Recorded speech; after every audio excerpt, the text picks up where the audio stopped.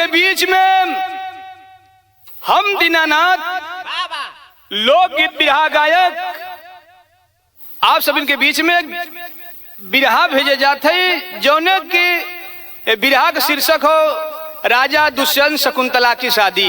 Master भूमिका से भाव है आवा।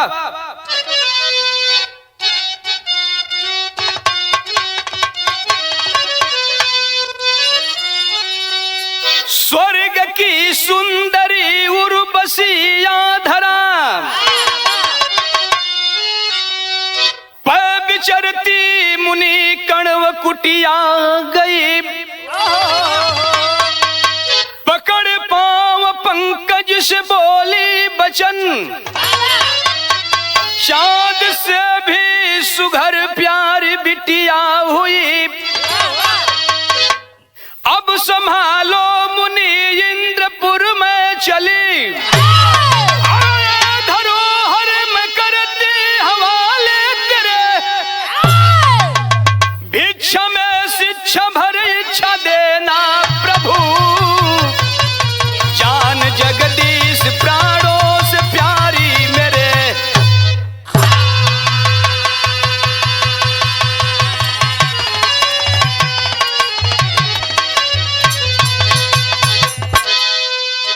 ये भैया इंद्र भगवान गुरु विश्वामित्र तपस्या करत रहे इंद्रासन लेवे खातिर।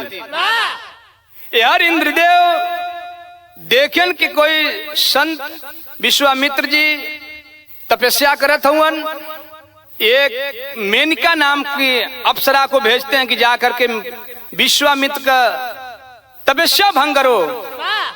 और धीरे धीरे कुछ दिन बीत गए, जब आई मेनका विश्वामित्र के पास में, धीरे धीरे कुछ दिन बीता, एक लड़की पैदा होती है वो मेनका के पेट से। और जब वो पैदा भई लड़की गुरु कण्व मुनि के हाथ में दे करके ये आपके हम अपन अमानत देवे जात हई, एके बड़े संभाल के रखिया गुरुवर। का नाम बा मास्टर? चनवा से अलग और चकोर होई जोते, हमनी बिराहिनी के भोर होई जाते।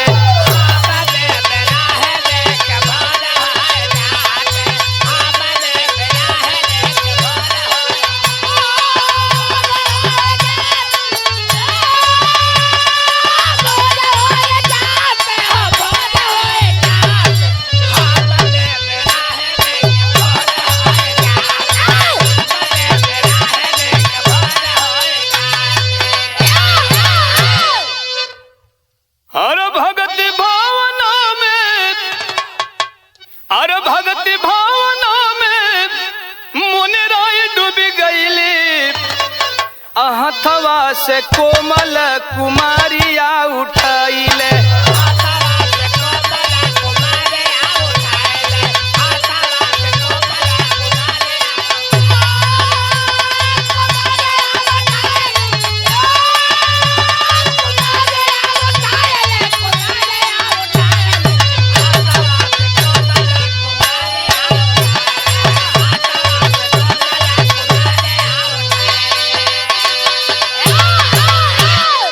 अरे करे लगल लालन पालन कुटिया मझारी,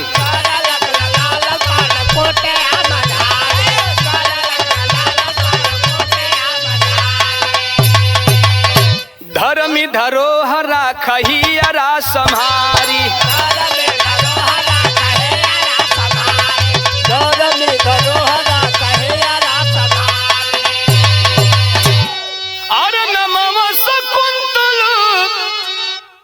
चुन के धरैली,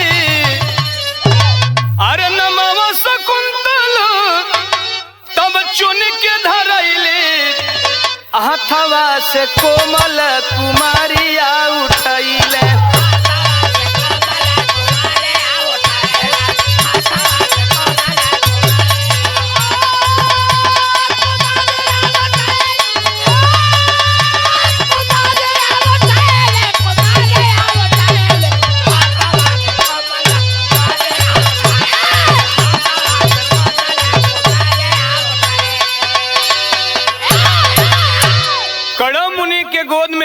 चले जाते हैं कड़व मुनि अपने कुटिया में ले जाकर के वो लड़की को बड़े प्यार से नाम रखते हैं शकुंतला। और जब धीरे धीरे सियान होता तब भैल का मास्टर शेर के भाव लग गई, नजम का लाइन।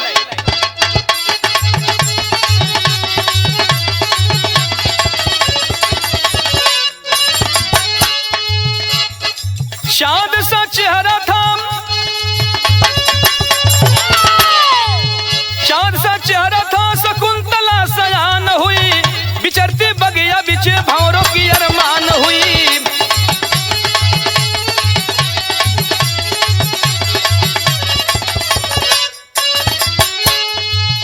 लगा था तीर्थ कण्व गंगा सागर आए हैं, लगा था तीर्थ कण्व गंगा सागर आए हैं, सकिन के साथ रहना बेटी को समझाए हैं।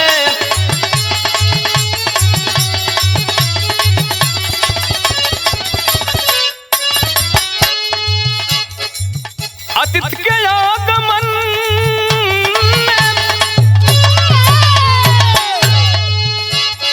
अतिथि के आगमन से दिल न दुखाना बेटी, अतिथि के आगमन से दिल न दुखाना बेटी, मान कुटिया का डूबे ना तू बचाना बेटी।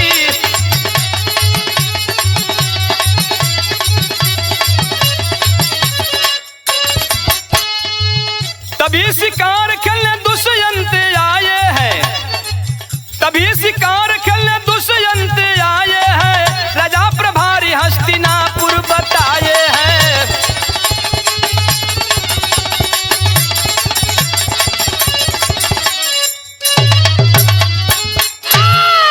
हे भैया, एक दिन के समय यार धीरे धीरे शकुंतला सयान होत बा, कड़व मुनि समझा करके बिटिया के चला गए कि ये बेटी अभी तोहरे जिम्मेदारी पे हम ये कुटिया की जिम्मेदारी तोहे देते ही लगा है, कुंभ मेला हम जाते स्नान करे और एके तोके जिम्मेदारी तोके देखे खो। धीरे धीरे कड़व मुनि चला गए अपने तीर्थ यात्रा पे, और यह राजा दुष्यंत शिकार खेलने धीरे धीरे जंगल में जब घुसते हैं शिकार खेलते, समय शाम को वक्त हो गई बा, सोचत हूँ कहीं आराम करे के, अब तो जंगल से बाहर जा न सकी, सोचत हूँ कह रहा हूँ अगर कुटिया मिलत थोड़ा आराम विश्राम कर जात फिर सुबह चल जाए। एक सन्यासी मिला, कहे बाबा बड़ा लेट हो गई बा, अगर आदेश होता हम लोग यही में जन बा आपके कुटिया में रात बिता लेती, फिर अपन हम लोग चल जाती जा। आदेश भाई राजा दुष्यंत वो कुटिया में जाते हैं, लेकिन तर्ज बदल गई।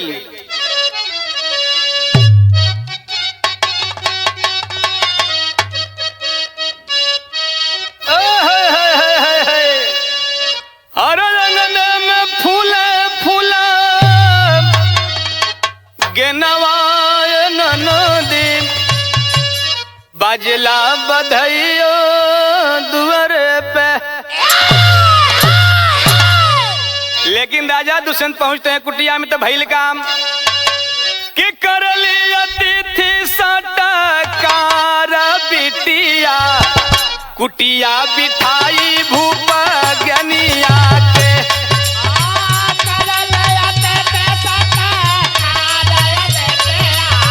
कुटिया बिठाई भूप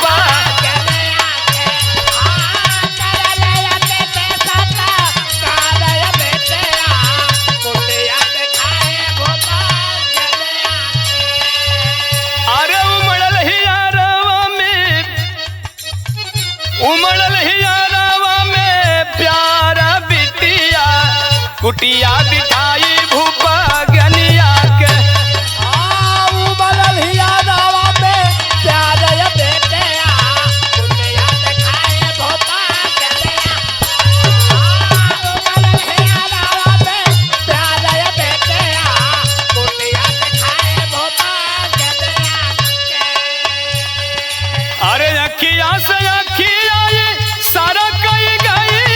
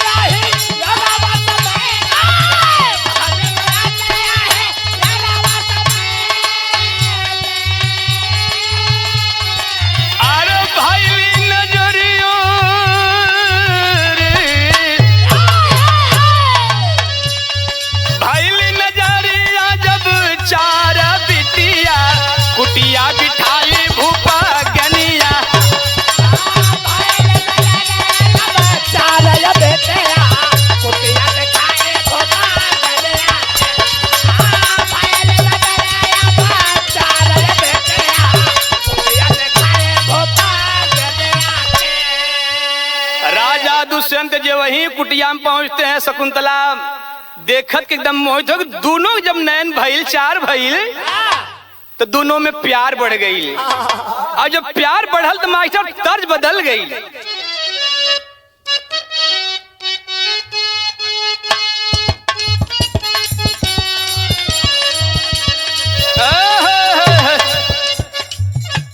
अरे छपरा सहारिया में अरब के लहो चरखवा देवर मोर जोगी हो भइले।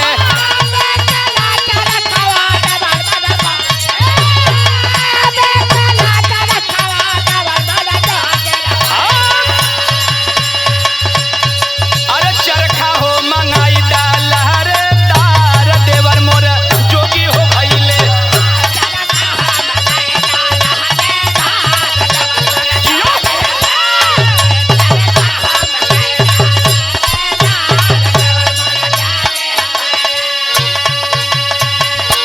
हे, दोनों में नैन चार भइल तो भइल का कि होई के बिकाला भूप। अरे बोले है बचनिया तोहरी जवनिया हो रनिया।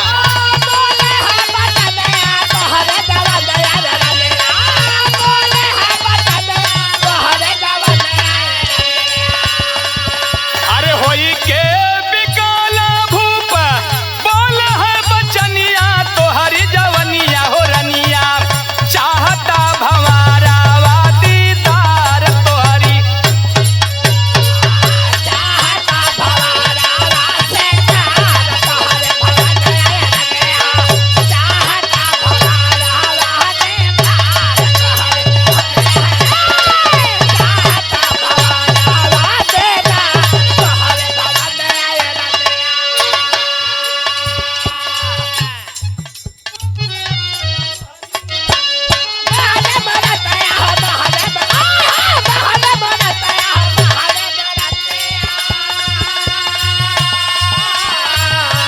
हिरन से चाल बेधी जला मोरा छतिया।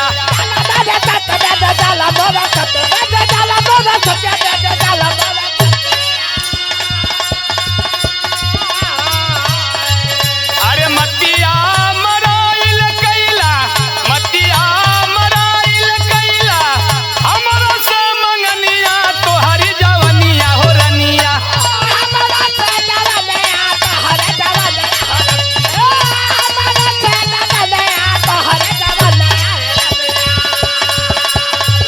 अरे चाहता भंवारा दीदार तोहरी जवनिया हो रनिया।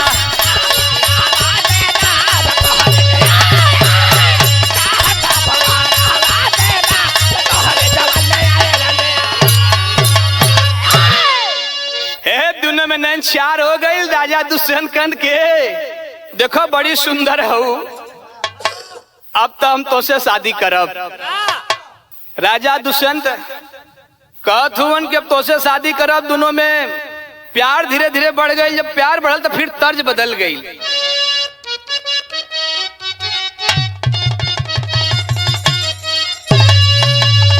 अरे कोई कहता रे सासु दहियर जमावेली, अरे अमृत नावेली जोरा नवा राधा हो काधा मन मोहे।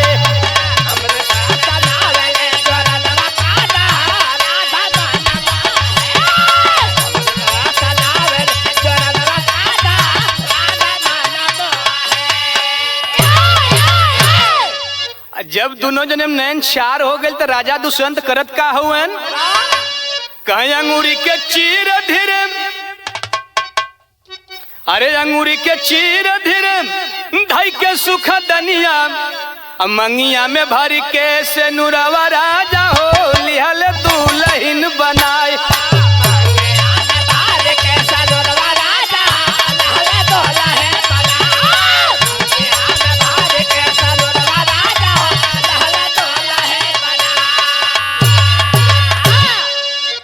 अरे कुछ दिन बिता के अइले राजा राजा धनिया, अब अंगूरी में मुनरी पिनाए वही जूनिया।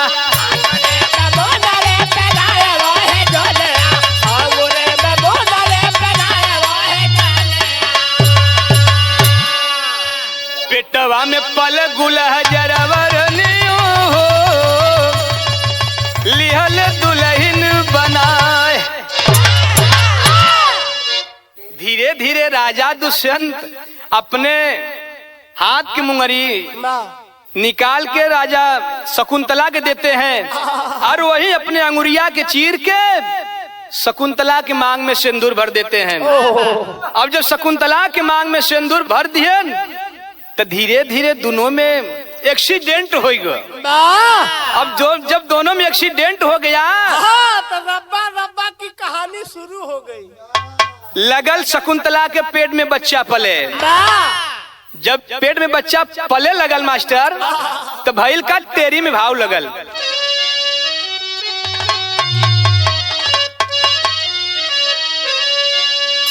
अरे अभिलाषा में भुलाइल जिंदगी, अरे अभिलाषा में भुलाइल हो अभिलाषा में भुलाइल जिंदगी। तो मौसम मात खा गईल बदल गईल परिभाषा, अरे परिभाषा।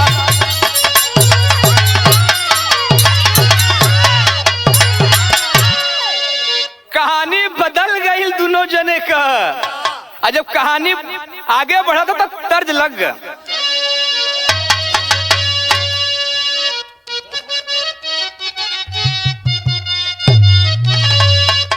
कि जब तू जय बरोजो अरे पूरब बन दिया हो कजरा नयन में रही, अरे कजरा नयन में रही हमरा के कातुल बहो कजरा नयन में रही।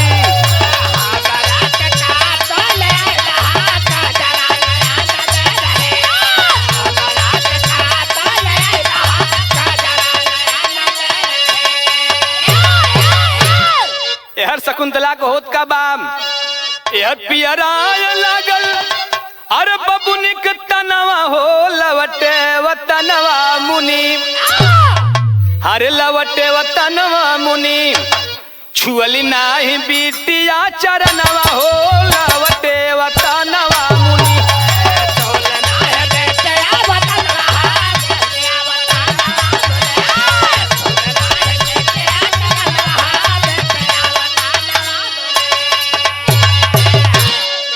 कह दिहले शराब जेकर याद में भूलैलू आ उहो भूल जाए तनिको रहमान कैलू।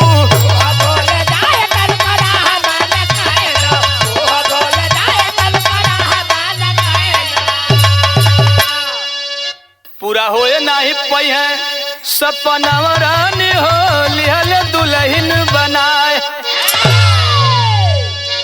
राजा यह कड़व मुनि जब अपने तीर्थ यात्रा से लौट के आते हैं, सभी शिष्य जितनी लड़कियां शिष्य थी दौड़ करके कड़व मुनि की पैर पकड़ते हैं। गुरुदेव जी प्रणाम, प्रणाम गुरुदेव जी, जा करके पैर पकड़ते हैं। लेकिन यह शकुंतला अपने राजा दुष्यंत के याद में एक एक कोने बैठ के याद करता।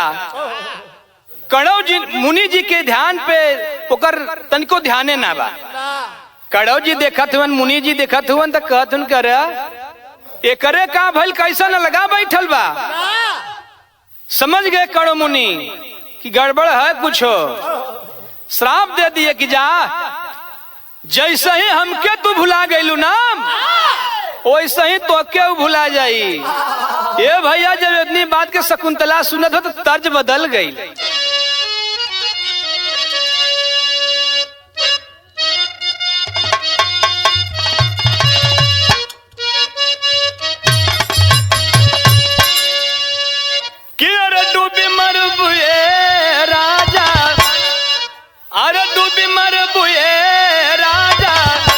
जई बाजो पूर्व के देसावा,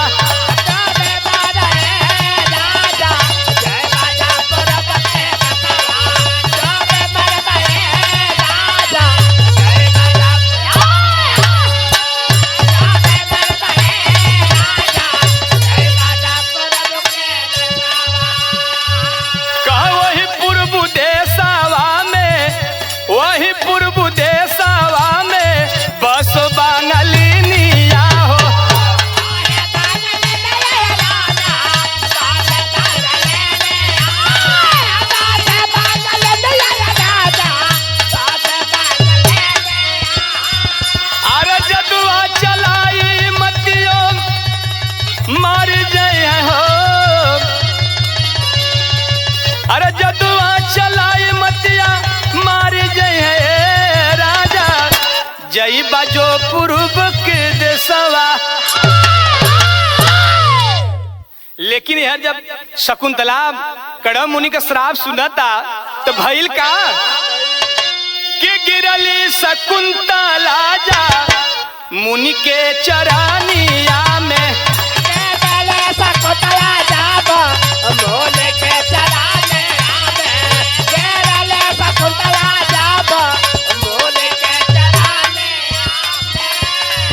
अरे अगिया लगावा जानी, अरे अगिया लगावा जानी हमारे जीवानिया में। आगिया लगावा जानी हमारे जीवानिया में। गिरली शकुंतला जा मुनि के चरानिया में।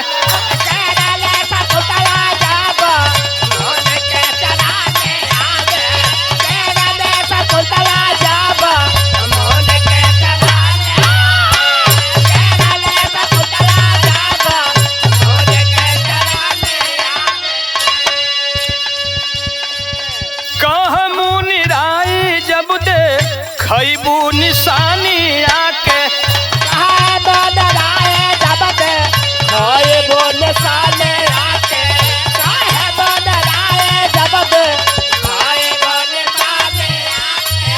और चिन्ह जाई है सजना ताबा अपने दुलानी आके।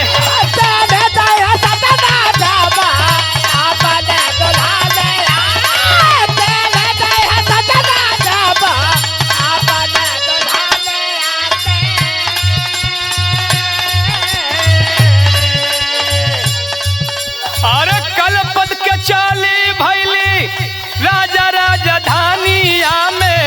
कालपद के चाली भैली राजा राजधानिया में। गिरली शकुंतला जा मुनि के चरानी।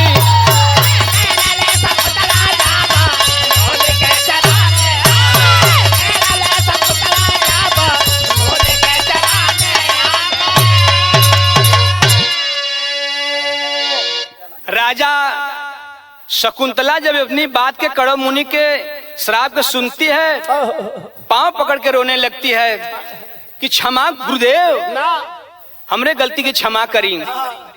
अब ऐसा गलती ना हुई, हमें क्षमा कर दें। कहे जा क्षमा तो संतों की बाणी कभी वापस तो होती नहीं है। लेकिन अगर जौन राजा तो के मुंदरी दिए हुई है देखबू तो राजा जरूर पहचान जाइ हैं। एवनी बात के सुनत शकुंतला रोवत बिलखत कल्पत की चल देती है राजा के राजधानी में। और जब राजा के राजधानी पहुंचत बा तब अरे पहचान राजा नहीं अपने दुल्हनी आके।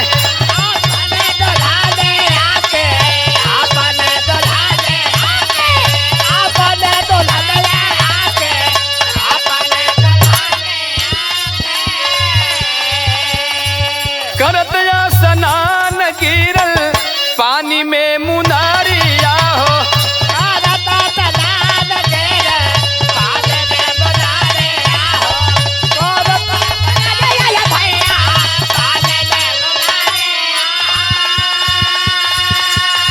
खाई गईली मछरी तब मुनरी वही पानिया में। खाई गईली मछरी तब मुनरी वही पानिया में। गिरली शकुंतला जा मुनि के चरानिया में।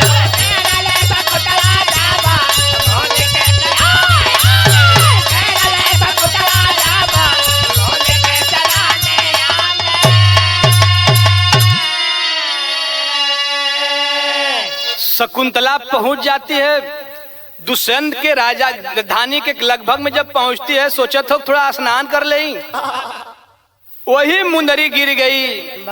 जब दरबार में पहुंचत बा तो राजा शकुंतला को पहचानने से इनकार कर दिए। कहे कौन शकुंतला, मैं नहीं पहचानता हूँ शकुंतला को। तब शकुंतला के दिल में ठेस लगल, आंख में आंसू लेकर के वापस आती है। जब यह वापस आती है तो मास्टर विदेशिया में भाव लगल।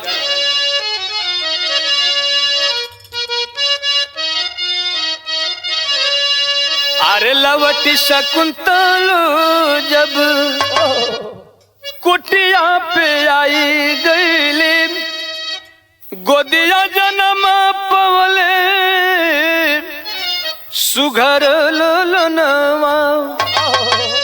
धीरे धीरे बीती गईली जब काफी दिनावा हो, अरे बेटवा भरत खेले सिंह साथ बनवा। दुखिया मतारी पिया के रहिया निहारी रोज, कल बदुआरे बैठी सिंचे पवनवा। मछरी मराइल जब चिराई गईली तनावा हो, मुदर मिलल गईले राजा के भावनवा। ये भैया यार शकुंतला रोते बिलखते अपने कुटिया पे आती है। अपने प्रसव पीड़ा जब बढ़ल एक लड़के को पैदा करती है, नाम शकुंतला। यार गोद में एक लड़का पैदा होता है, लेकिन यहाँ कहानी यहाँ छोड़े, फिर आगे की कहानी जहाँ राजा दुष्यंत के दरबार में तालाब में जब वो मछली खा गई थी अंगूठी को, मछुआरा ने जब मछली पकड़ते हैं, वो मछली के जब पेट फाड़त हवन तो में से खे मुदरी मिलल, ले जा के राजा के देते हवन कि राजा की जय हो। मंत्री के भेजते हैं, राजा कैसन बड़ा मछुआरा हल्ला करो तो देखा तनी। ले करके मल्लाह पहुंचते हैं राजा के दरबार में। राजा दुष्यंत जब अंगूठी देखत हैं, शकुंतला के तुमको उनके करंट जैसे लगल, हो ये तो अंगूठी में रानी शकुंतला को दिया था। तब पहपड़ में भाव लग गई।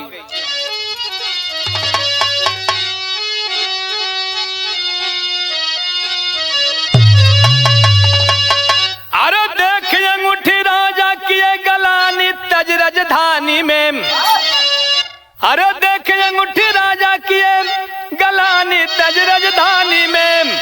अब खोजे जाके विपिन बीच में रानी तज राजधानी में।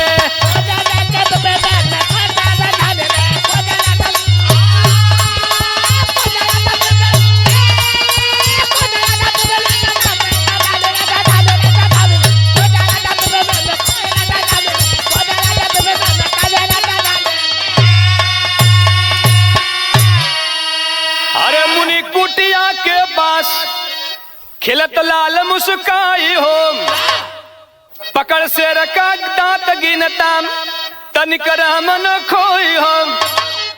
कहा लाल के करहम सुखदानी तज राजधानी में।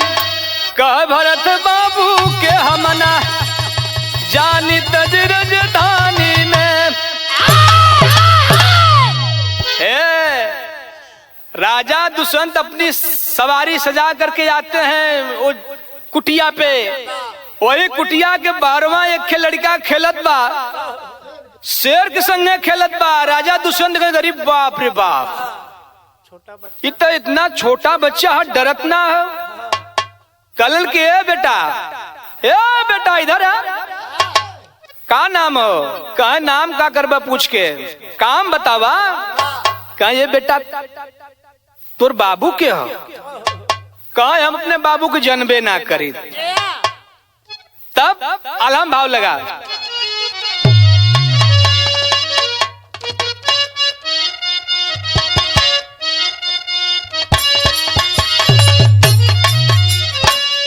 और चाहे लाख टुकड़ा अरे बनावा सोनवा के भैया।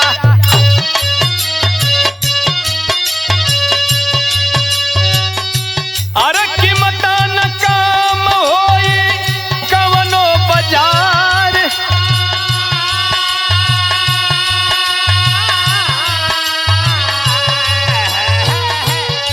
पहुँचल बा मतारी पासा लेके ललनवा भैया।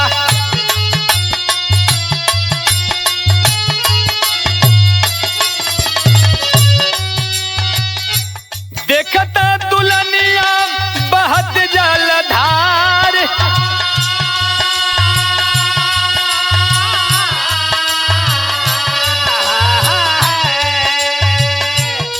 गोदिया उठा लिए राजा सुगना के भैया।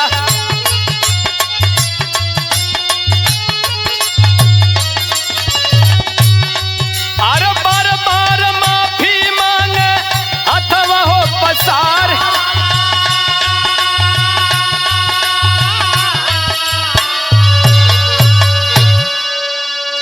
कहा है हमारा नाम मत पूछो, चला ले जाके पहुंचा है कुटिया में।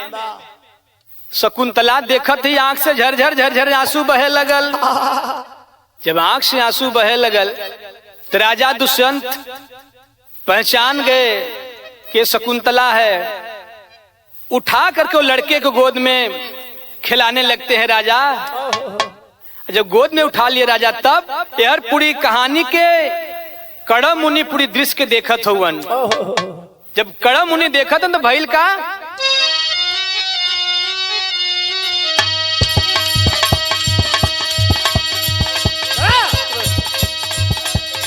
अरे नरमी बचनिया से बोले मुनि राई।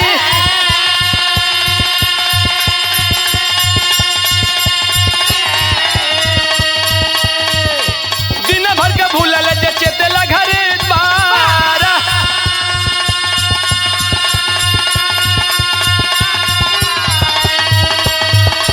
माफ होई जले ओकर भूल दुनिया में।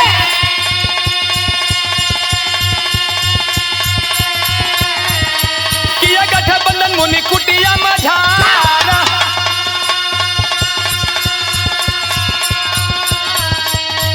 खुश खुश चले हस्तिनापुर राजधानिया।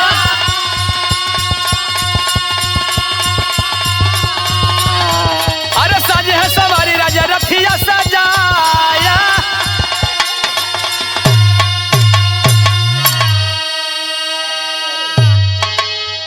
शकुंतला और राजा दुष्यंत के दृश्य को राजा कड़ा मुनि देखत हन।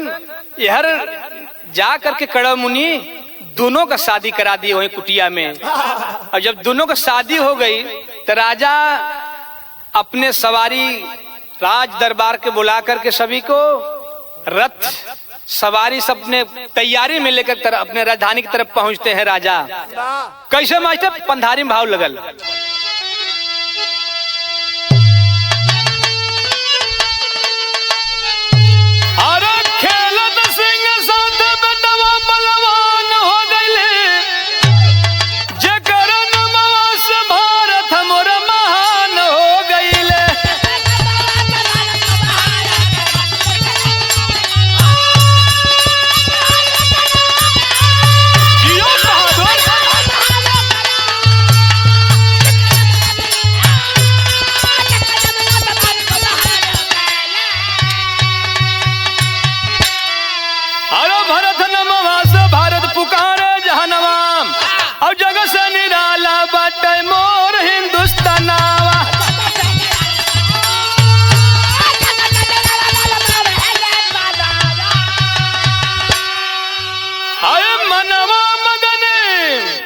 अरे मनवा मगन सूरज चान हो गए। जेकर नमवा से भारत मोर महान हो गईले।